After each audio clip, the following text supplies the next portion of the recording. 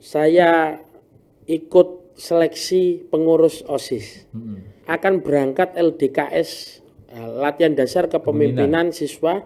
Saat itu orang tua tidak mampu untuk membeli celana pendek putih sehingga saya pakai celananya bapak saya yang celana seperti semacam jeans tapi warnanya putih dipotong di patua itu.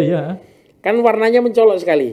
Jadi saat itu dipanggil karena celana saya beda daripada kawan-kawan yang lainnya. Putih kulu-kulu. Iya, putihnya kulu-kulu. Mangkak sedikit lah. Dan modelnya itu bukan model seperti celana sekolah karena sakunya kan seperti saku jeans. Karena saat itu tidak punya biaya untuk itu. Akhirnya tidak diperbolehkan mengikuti LDKS. Jadi karena pengalaman itu saya ingat dulu, jangan sampai karena urusan seragam, urusan biaya, ada anak yang bernasib sama seperti saya. Sebisa mungkin, sekuat saya akan bantu.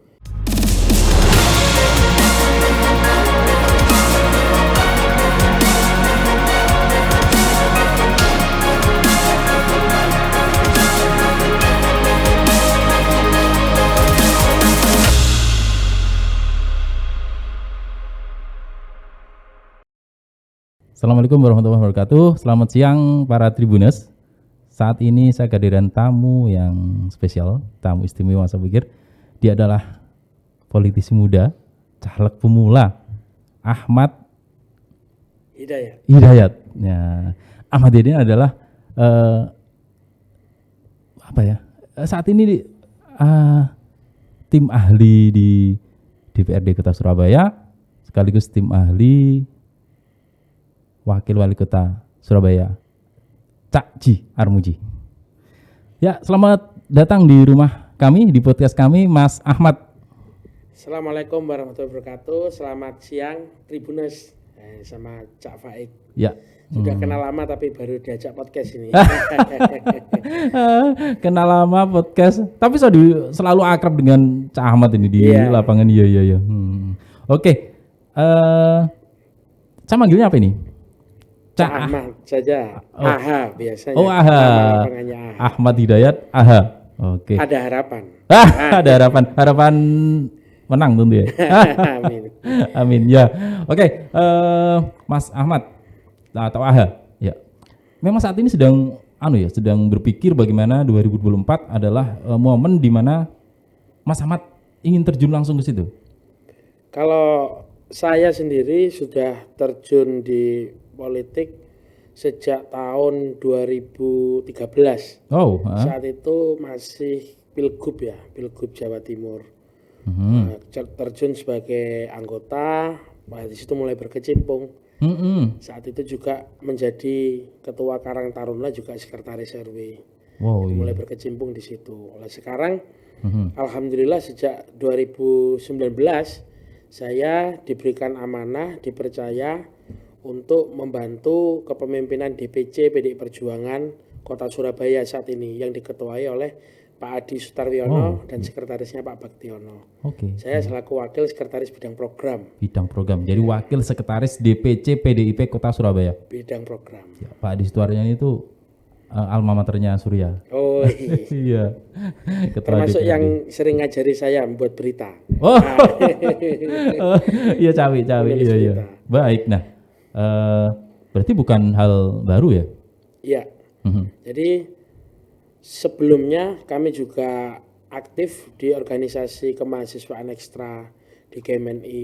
Lalu sebelumnya juga di saat sekolah di berbagai organisasi yang ada di sekolah juga aktif. Jadi nampaknya gerakan untuk membantu sesama warga masyarakat itu seperti hidup saya, bagian dari hidup saya. Iya. Mungkin lahirnya sedang diarahkan ke sana ya. Itu garisnya. Keluarga memang dari politisi, enggak ada. Sama sekali enggak ada. Jadi kalau bapak pegawai swasta di ekspedisi kapal laut, kalau ibu rumah tangga. Tidak ada. Bahkan dari kakek, nenek, tidak ada yang politisi. Jadi saat saya masuk dan bergabung di PDI Perjuangan sempat kaget semua. Iya. Politik itu kejam loh, politik itu cewani ya, Men. Saat itu disampaikan seperti itu. Iya. Malah orang tua menyarankan untuk menjadi pegawai negeri atau menjadi dosen. Karena kalau masuk politik itu kejam, politik itu kotor seperti itu. Nah. Jadi kita saat itu dipenging lah bahasanya, dipenging untuk masuk dan terjun ke dunia politik. Tapi sampai dipenggak nggak? Wes dipengingnya sampai ojo sampai wes.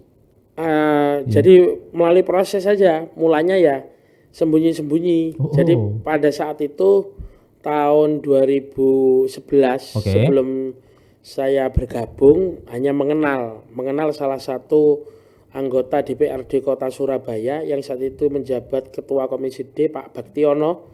Sekarang jadi Sekretaris DPC, juga waktu itu Pak Armuji, saat ini menjadi Wakil Wali Kota. Saat itu ada beberapa kesulitan seperti minta tolong kalau orang sakit di rumah sakit, ini bagaimana caranya kalau mendapatkan pelayanan kesehatan gratis dan tidak dipersulit. Lalu kalau ada warga yang ingin sekolah lalu ingin mendapatkan sekolah, dia tidak punya biaya, ini bagaimana caranya? Saat itu masih SMS dan alhamdulillah direspon. Nah, dari situ muncul keinginan kalau umpamanya saya bisa membantu banyak orang, mungkin saya bisa lebih bermanfaat. Tanpa disadari setiap berhasil membantu orang itu ada kepuasan. Jadi ingin melakukan lagi seperti itu. Jadi inspirasinya waktu itu jadi istilahnya apa dengan Pak Baktiono dan tidak kenal, warga biasa. Warga biasa. Jadi saat itu saya ingat betul, saya dapat nomor dari salah satu pengurus PDI Perjuangan yang ada di Kecamatan Kerembangan. Karena saya tinggalnya di Kerembangan Bakti, dapat nomor teleponnya Pak Baktiono. Padahal beda dapil, itu dapil 1, ini dapil 2. Lalu bilang kalau urusan orang sakit, ini kontak Pak Baktiono anggota DPR. Ternyata saya coba SMS, dibalas, diminta ke kantornya. Diminta ke kantor yang ada di Jalan Yosudarso itu, kita temui, lalu kita serahkan data warga masyarakat yang membutuhkan. Dan alhamdulillah beres. Terbantukan. Besok SMS lagi, datang lagi. Terbantukan lagi. Akhirnya di situ mulai muncul ketertarikan untuk kita terjun ke politik. Dari situ juga orang tua mulai mengerti. Oh ternyata anak saya saat membantu orang ini dibantu oleh PDI Perjuangan, oleh anggota dewan dari PDI Perjuangan. Ternyata anak saya membantu berhasil. Akhirnya orang tua saya merasa dihargai di kampung. Sempat anaknya siapa itu ya? Anaknya siapa seperti itu. Walaupun hanya bantu panggilkan ambulans, bantu bebaskan biaya rumah sakit, bantu bebaskan biaya sekolah. Itu politik saat itu, ya. Artinya sesuatu yang butuh bantuan pada saat itu juga politik bicara dan berhasil. Karena punya nilai manfaat kepada masyarakat. Betul. Oke. Tapi Mas Saha ini kan alumni UNESA. S1 Ilmu Administrasi Negara. Fakultas Ilmu Sosial. Baik. Tapi di GMNI. Ya. Di BEM juga? Di BEM juga. Sempat di Prodi itu ada Pusat Kajian Administrasi Publik juga sempat, lalu juga di BEM Fakultas. Di BEM Unitas belum sampai? Belum, karena tahun 2013 sudah hijrah masuk menjadi kader PDI Perjuangan. Jadi waktu masih berstatus mahasiswa sudah nyemplung ke politik. Gabung ke PDI Perjuangan. Jadi Pak Tibulus ini adalah saya pikir sosok muda yang potensial. Usia berapa berarti? Jadi kalau sekarang usianya 29 tahun 93 ya lahir. Lahir 93. Oke. Anak UNESA, kemudian sebelum lulusnya berarti lama dong gitu mesti? Saya lulus agak molor. Jadi kalau idealnya 4 tahun, karena harus terbagi ya, kita menyesuaikan waktunya dan lain sebagainya agak molor. Tapi itu betul-betul proses kuliah yang sebenarnya. Jadi tidak hanya kuliah secara tekstual, namun kita secara kontekstual bisa belajar banyak ilmu dari situ. Mungkin karena sudah merasa asik ya? Ya, kurang lebih asik bantu warga. Kerembangan tadi ya? Kerembangan, Kecamatan Kerembangan. Ya, di sana juga tentu banyak masyarakat yang butuh uluran, butuh sentuhan gitu ya, terkait pelayanan nanti. Baik. Nah ini berarti kalau bukan buta-buta amat ya bahwa Mas Ahmad ini sudah di pengurus DPC, wakil sekretaris. Iya. Sebelumnya itu masih mahasiswa waktu di pengurus. Masih mahasiswa. Jadi saat 2013 itu gabung menjadi anggota biasa, lalu kita tidak menjabat di struktural. Pernah juga ditarik di Biro Pendidikan Badan Kebudayaan Nasional DPD Provinsi Jawa Timur.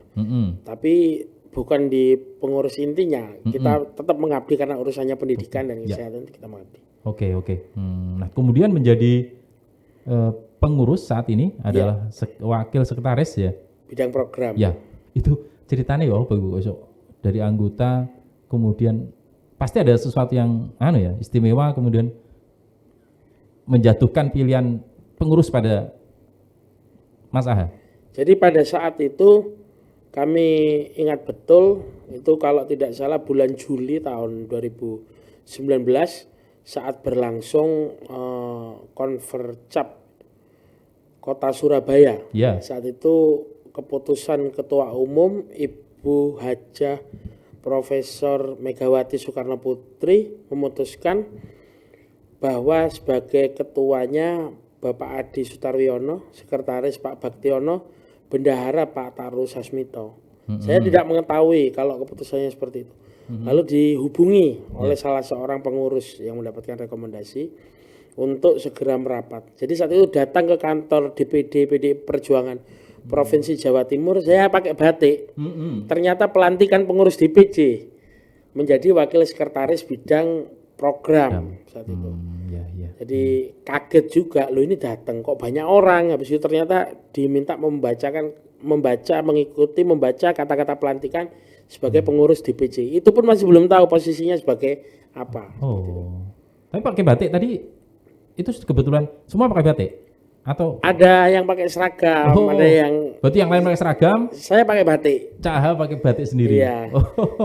Memberi warna yang berbeda berarti itu berarti. Bukan memberi warna yang berbeda, enggak tahu kalau itu. Enggak tahu waktu lantikan. Dilantik. Oke. Baik, dari situ menjadi kejutan ya. Iya. Kejutan dan sebagai berkah tentu juga amanah bagi saya di usia yang cukup muda ini. Paling muda di antara itu? Iya, jadi ada 3 yang usianya kurang lebih hampir sama ya. 30 antara 30 tahunan itu saya, Mbak Tri Indah Ratnasari dan Mas Arjuna Rizky Dwi Krisnayana. Jadi pengurus DPC yang muda. Arjuna putranya? Putranya Pak Armuji. Jadi DPC pada saat ini juga mengakomodir kawan-kawan generasi milenial untuk turut mewarnai perpolitikan yang ada di kota Surabaya. Oke, baik. Nah, dari modal itu kemudian tadi membantu, memberi manfaat. Nah, saat ini sudah tekad kuat, nggak ada lagi, kapan lagi mau jadi anggota dewan ya? Wah, kalau sekarang sudah Dewan Pimpinan Cabang. Dewan Pimpinan Cabang. Pada saat dilantik itu tidak terbesit keinginan untuk mengejar jabatan, tidak terbesit keinginan untuk meningkatkan kekayaan, karena saya sendiri dan keluarga itu dari keluarga yang pada saat itu kurang mampu. Saya anak pertama, adik saya 5, 6 orang. Wah. 6 orang. Jadi ceritanya kenapa kok 6 ini? Jadi dulu saat 5 bersaudara, kalau orang Jawa bilang iki Pendowo harus diruat. Kalau enggak diruat, dadi kabeh, amblek kabeh. Saat itu ngecek harga ruatan wayangan itu berapa dan biayanya sangat besar. Ketimbang ruat tambah 1 saja biar enggak kena itu. Jadi akhirnya 6 bersaudara sampai saat ini. Waduh, iya. Karena kita berasal dari keluarga enggak mampu, kita ingin apa yang diberikan kepada saya sebagai amanah itu kita manfaatkan sebesar-besarnya, memberi manfaat kepada orang lain. Paling tidak mereka tidak mengalami apa yang pernah saya alami. Umpama saat sekolah, karena tidak membayar biaya tunggakan itu, mengingat tidak punya uang, SPP sampai SPP tidak boleh masuk ke ruang kelas saat ujian. Benar, itu pasti budayanya begitu. Lalu pernah pengalaman yang saya ingat betul saat itu. Saat itu saya ikut seleksi pengurus OSIS. Mulai tes tulis, lalu juga tes wawancara sampai detik akhir. OSIS apa itu? SMA, SMP? OSIS di SMP. SMP. Nah, Okay. saat OSIS SMP. Tes wawancara tulis ya. Lulus akan berangkat LDKS, latihan dasar kepemimpinan siswa di salah satu villa yang ada di Trawas Mojokerto. Saat mau berangkat, kebetulan saat itu pakaiannya atas putih, bawah putih. Pakaian pendek ya, celana pendek. Saat itu orang tua tidak mampu untuk membeli celana pendek putih sehingga saya pakai celananya bapak saya yang celana seperti semacam jeans tapi warnanya putih dipotong di patua itu. Iya. Kan warnanya mencolok sekali. Oke. Jadi saat itu dipanggil karena celana saya beda daripada kawan-kawan yang lainnya. Putih kulu-kulu. Iya, putihnya kulu-kulu. Mangkak sedikit lah. Dan modelnya itu bukan model seperti celana sekolah karena sakunya kan seperti saku jeans. Karena saat itu tidak punya biaya untuk itu. Akhirnya tidak diperbolehkan mengikuti LDKS. Waduh, iya. Jadi karena pengalaman itu sangat betul. Jangan sampai karena urusan seragam, urusan biaya, ada anak yang bernasib sama seperti saya. Sebisa mungkin, sekuat saya akan bantu. Jangan sampai mengalami situasi yang pernah saya alami pada saat itu. Iya. Pengalaman yang sulit dilupakan apa lagi selain tadi? Jadi pada saat posisi yang susah begitu. Posisi itu saya ingat betul. Kakek saya waktu itu dirawat di salah satu rumah sakit milik pemerintah yang ada di kota Surabaya. Lalu ada tunggakan, tidak bisa pulang. Karena biaya itu. Perawatan ini ya? Biaya perawatan itu. Akhirnya kebingungan. Nah, pada saat itu mencari siapa yang bisa membantu sehingga kakek itu bisa pulang. Akhirnya diurus oleh Pak Baktiono itu yang mengenalkan salah satu pengurus di PDI Perjuangan yang ada di Kecamatan Kerembangan. Diuruslah, biayanya bebas dan kakek saya bisa pulang. Nah, karena saya mengingat kakek saya pernah dibantu oleh Pak Baktiono itu, maka pada saat tahun 2011 kami aktif menjadi mahasiswa membantu warga itu, saya langsung jujuk otak carinya yang namanya Pak Baktiono. Seperti itu. Padahal waktu itu Baktiono tidak kenal sama sekali ya. Tidak kenal sama sekali. Udah tahu Baktiono pertama dari mana? Ya, waktu membantu di kampung itu. Membantu di kampung itu pun tidak ketemu orangnya, hanya via telepon. Dapat telepon dari mana? Dari pengurus PDI Perjuangan, almarhum sudah, namanya Pak Sutrisno Ahmad itu. Oh, iya. Dari situ kemudian terus dinamika berkembang, kemudian menjadi sekarang ketertarikan makin bertambah ya. Iya.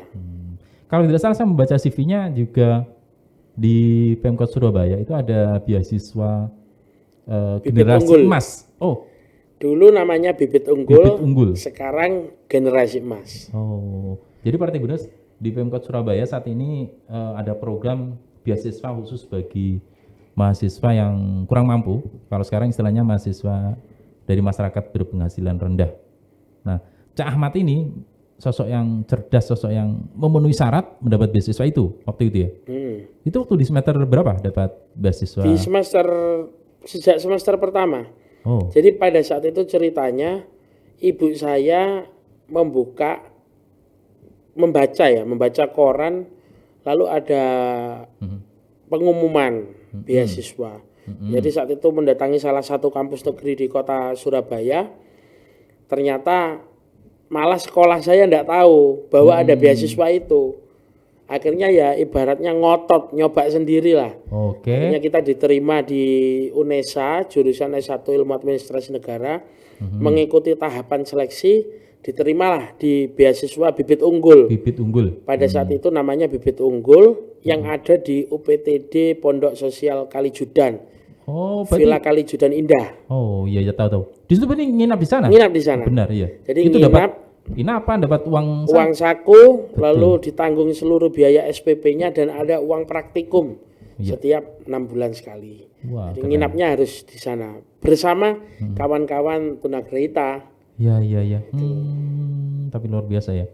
Dari yang keluarga, berarti termasuk yang luar biasa, Cak Ahmad ya? Ya. Itu otomatis IPK harus memenuhi? Saat itu IPK minimal 3,0. 3,0, iya. Tapi semester itu dapatnya semester berapa? Saya dapat mulai semester 1. sampai semester 1. Berarti mau semester 8. Pendaftaran di semester 1 boleh? Boleh. Tapi EPK sudah keluar? Belum. Jadi saat itu mendaftarnya hanya cukup bukti diterima di perguruan tinggi negeri yang ada di kota Surabaya.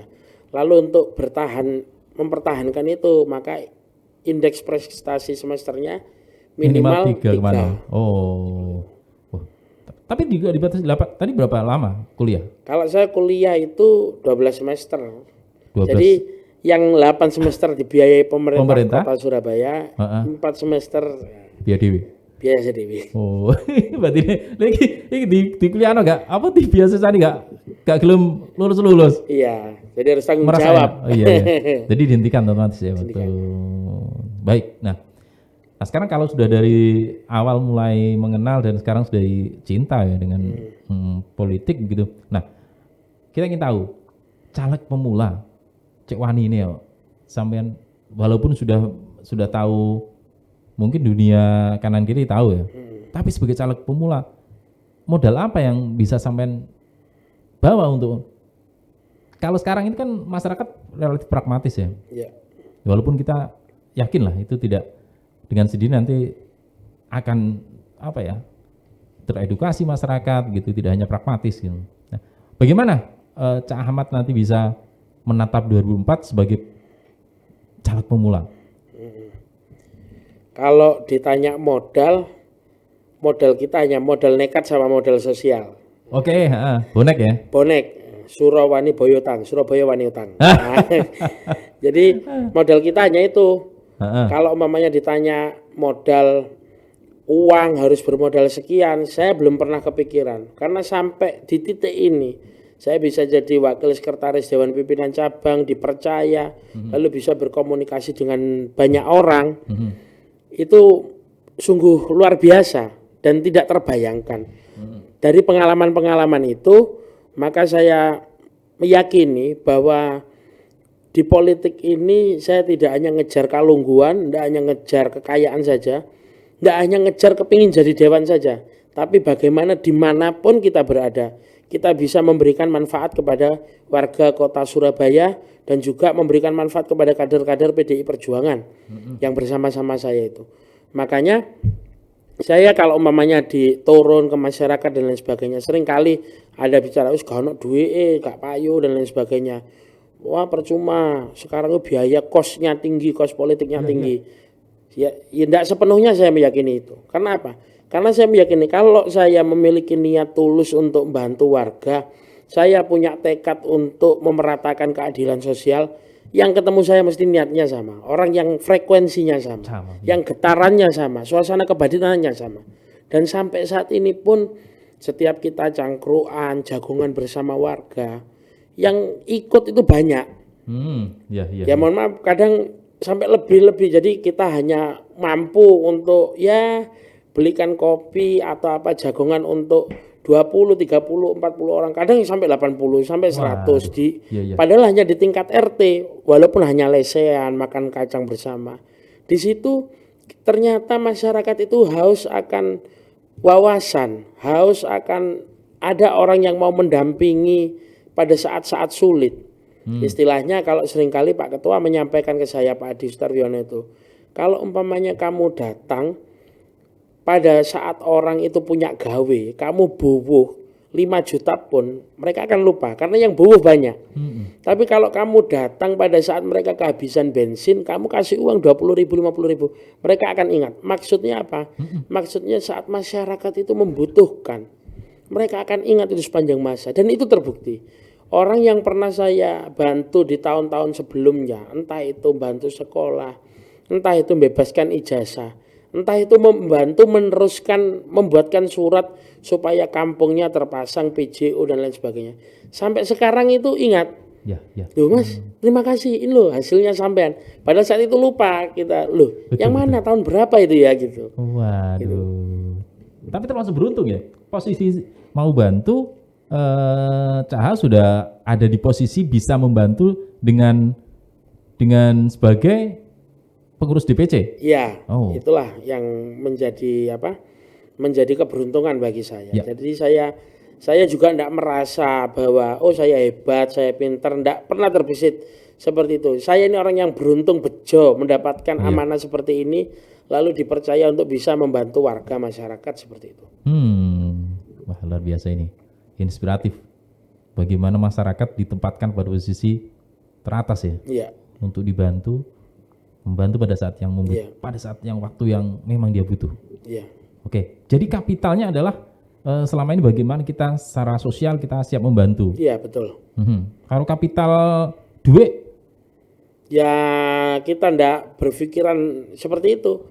Ya ada, kalau ada rezeki, ya saya sampaikan. Kadang kan warga kan mintanya ada yang aneh-aneh, minta tur, lalu juga minta seragam, ya kita jelaskan bahwa kalau umpamanya saya sebagai pekerja, sebagai politisi dari PDI Perjuangan Partai Rakyat, bukan itu yang nanti kita tawarkan, tapi bagaimana nanti kita bisa bersama-sama memperjuangkan hak warga tidak mampu. Panjenengan berobat, bagaimana caranya mudah dan tidak bayar. Panjenengan punya putra-putri, sanak saudara maupun kerabat, bagaimana caranya bisa sekolah sampai mentas, wajib belajar 12 tahun dan ijazahnya keluar. Nah, itu yang kita tawarkan. Kalau panjenengan mau usul, bagaimana caranya seperti apa, buat suratnya seperti apa, lalu diusulkan kemana supaya tepat salurannya. Itu yang kita tawarkan. Kadang kita juga selain turun ke masyarakat membantu,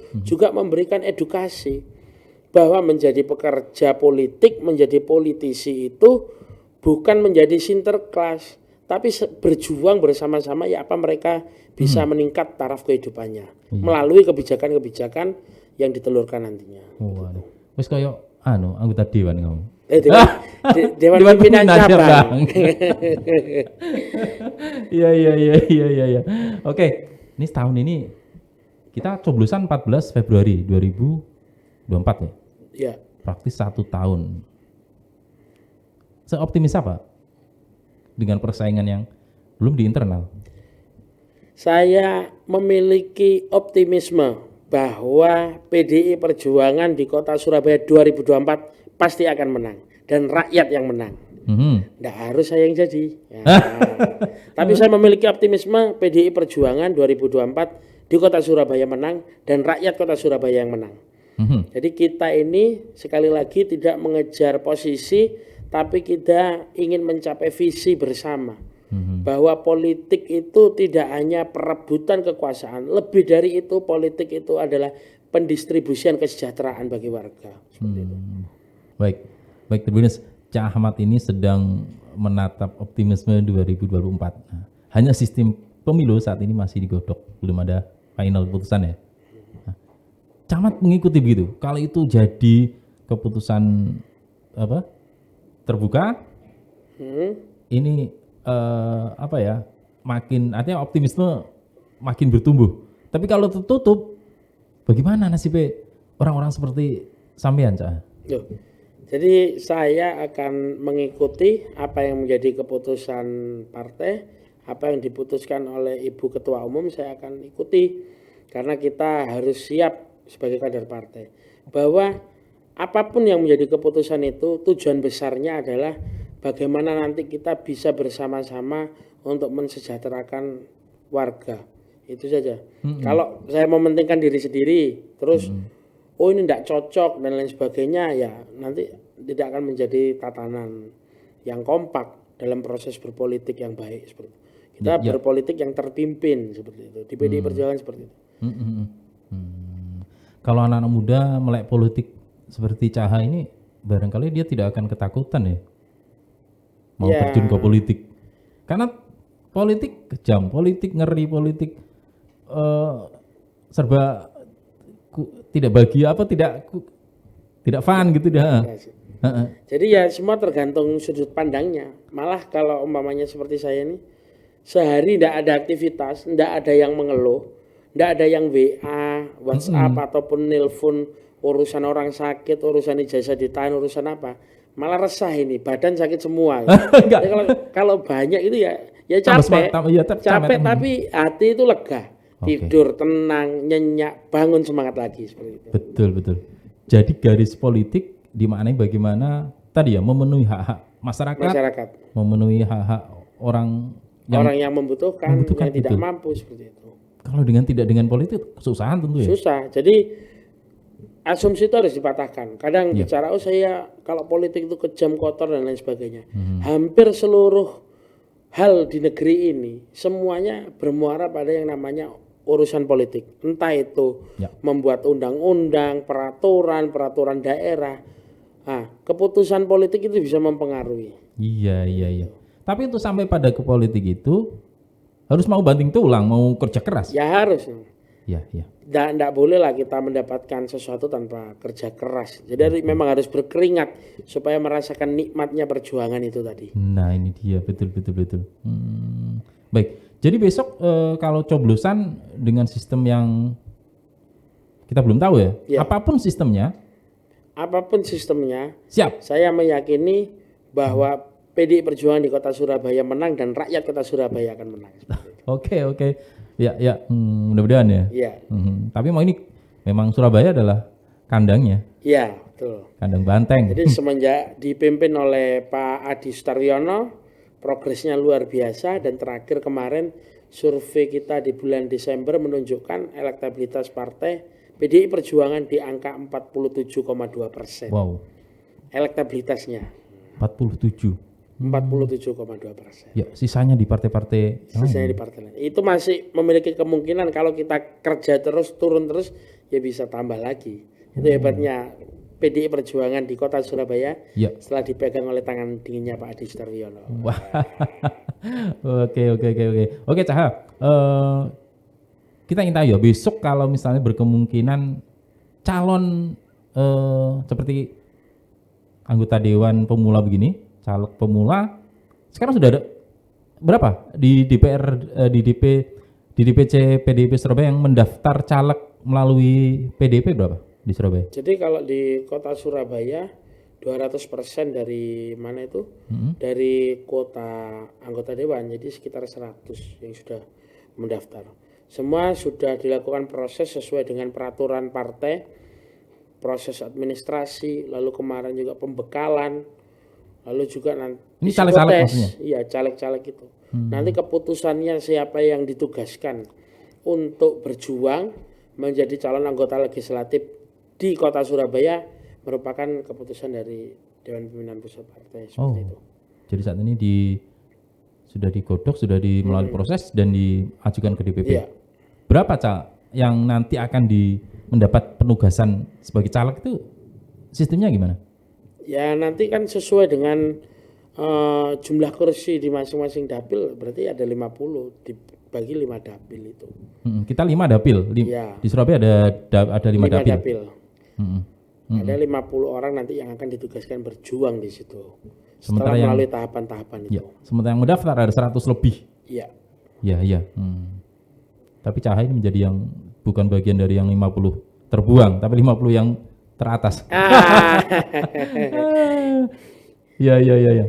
Nah, kalau kemudian Caha nanti apa sih secara psikologis atau secara strategis ya? Kalau kita berada di urutan nomor sepatu, nomor paling tinggi kan nggak ada.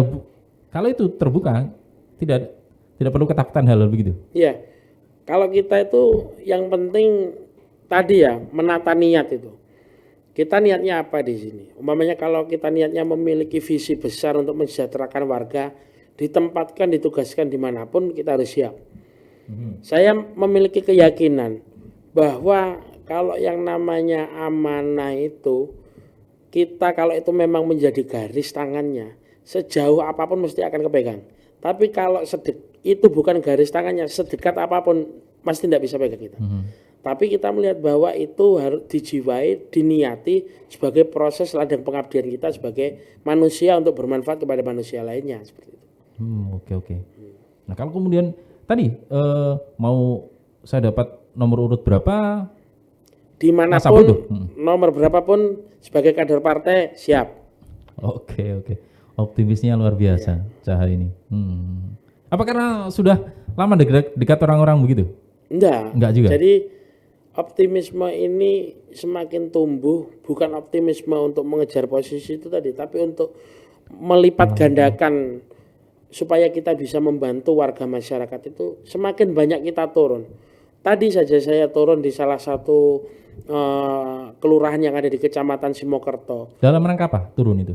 Jadi ada keluhan salah satu ketua RT dan RW bahwa masyarakatnya itu ada yang rumahnya roboh lalu tidak layak.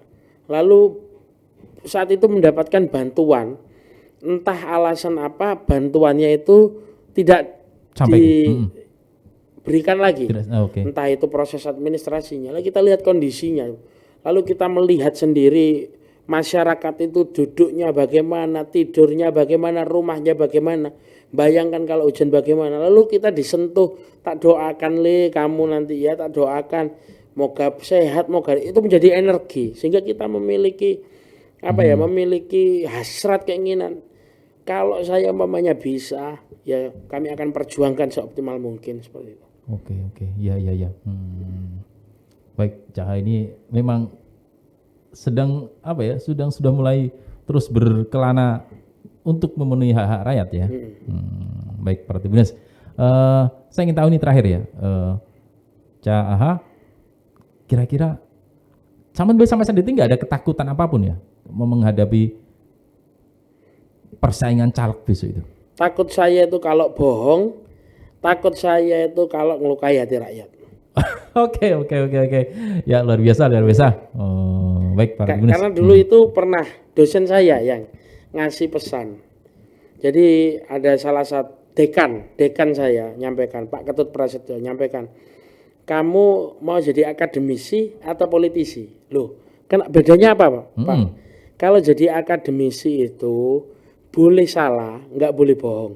Kalau jadi politisi boleh bohong, nggak boleh kelihatan salah. Akhirnya saya nawar, kalau saya ingin jadi politisi yang akademis bagaimana? Jadi nggak boleh salah, juga nggak boleh bohong. Ya kamu coba sendiri katanya. Saya coba sekarang. Sekarang sedang mencoba untuk itu ya? Iya.